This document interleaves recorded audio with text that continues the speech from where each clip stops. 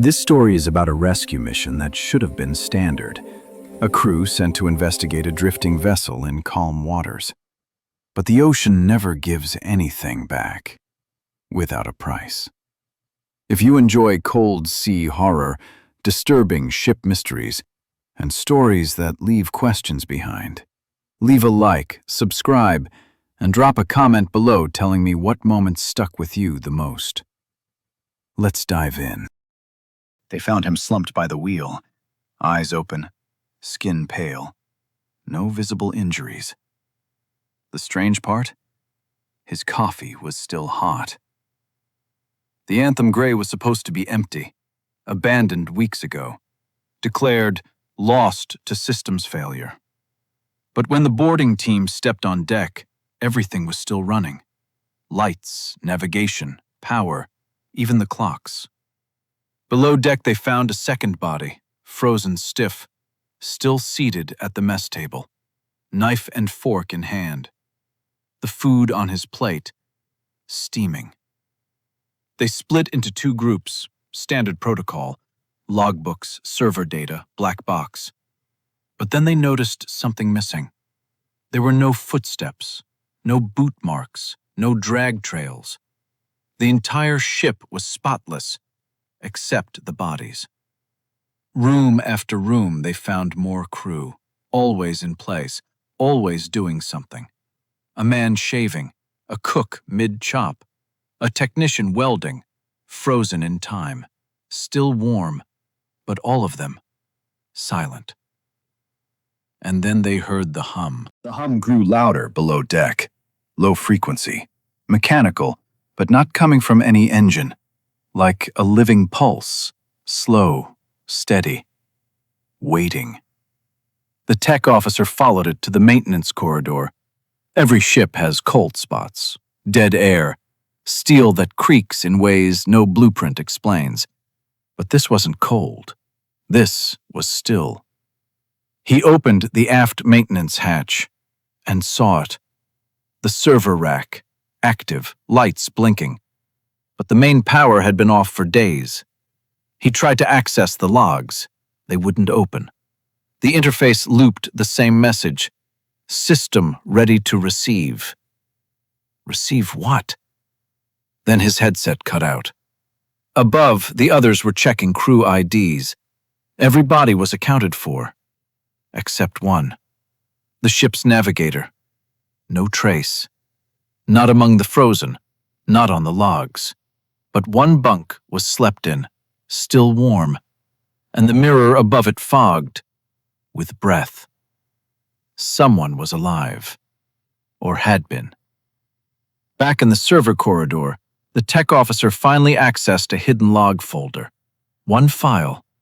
It wasn't video. It wasn't text. It was a sound file. Just one line, over and over again.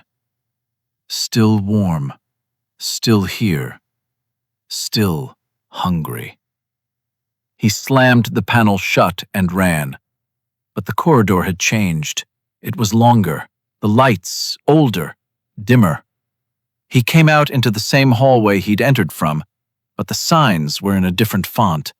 The floor was darker, the bodies gone, and the dinner table was now full. The rest of the team lost contact with him, only static. They returned to the upper deck to call extraction, but the sky was wrong. The clouds were gone, and the stars above them didn't match any chart. One by one, their GPS units died. Clocks froze. Their own ship, the one they came on, looked farther than it should have been. And then, from the radio, the same voice played. System ready to receive. Please remain seated. The captain ordered emergency evac. They raced toward their vessel, rope ladder deployed. All but one made it. The last crew member turned back. He heard his own name whispered from the hallway. And on the wall near the hatch, scratched into the steel, "You ate first."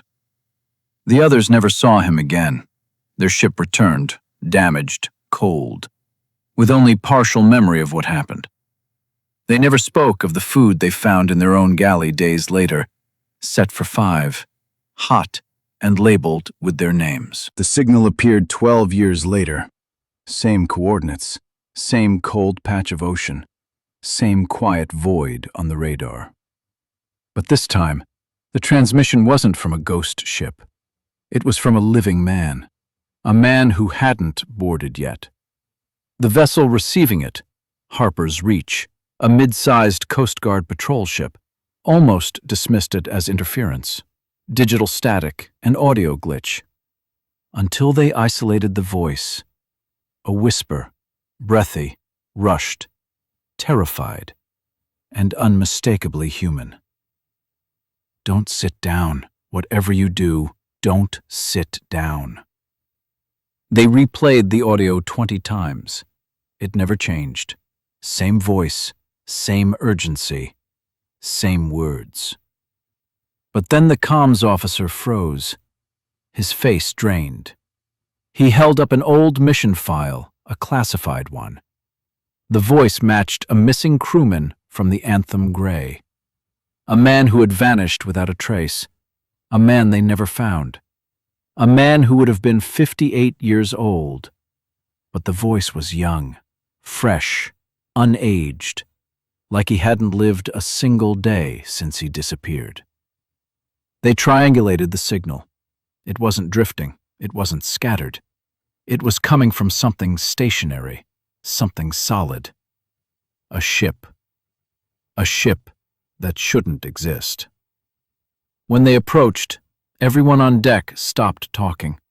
The fog parted. And there it was. The Anthem Gray. Perfect, untouched, exactly as it looked 12 years ago.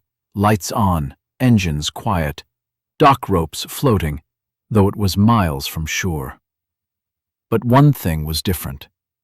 The dining room lights were bright, too bright, like the table inside was waiting. The captain ordered a boarding team of 3, only 3, no more, and strict instructions. No one sits, no one touches food, no one answers voices. Body cams on, lines secured, weapons drawn. They boarded.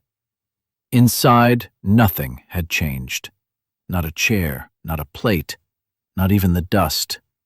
It felt preserved, like time wasn't moving. They found the first clue in the observation lounge. A notebook, weathered, torn, pages worn from cold fingers. Inside, written over and over, "Don't sit, don't sit, don't sit." On the final page, "It doesn't need bodies, it needs warmth. Stay standing."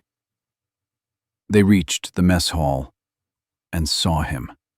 The missing crewman, alive, standing, eyes wide, skin pale, teeth chattering, frozen in fear.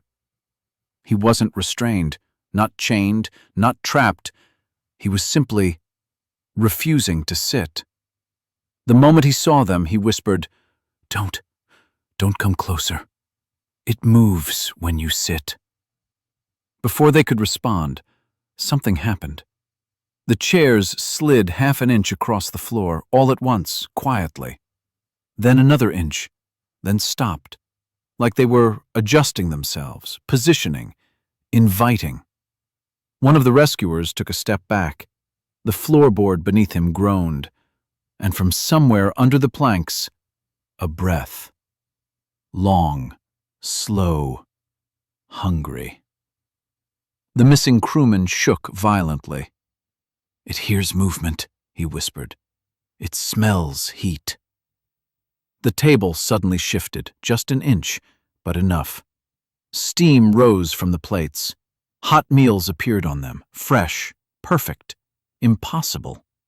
Each plate had a name, and one of the names belonged to a rescuer who hadn't even been born when the ship first vanished. They turned to escape, but the corridor behind them had changed. Shorter, darker, older.